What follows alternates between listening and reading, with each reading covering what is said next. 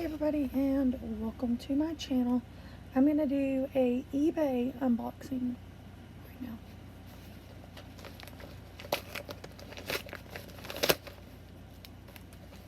now.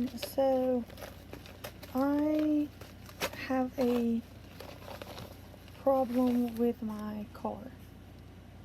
Here's the part number if you want it. So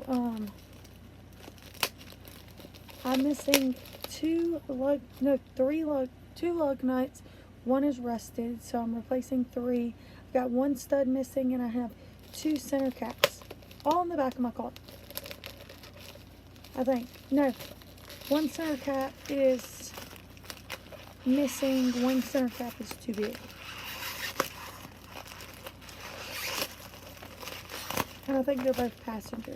So the back is messed up and the whole passenger side is messed up. So I bought these center caps for my Jeep. They are the original Jeep ones, so they should work just fine. So I got two of them. They just need to be cleaned. Anyway, thanks for watching.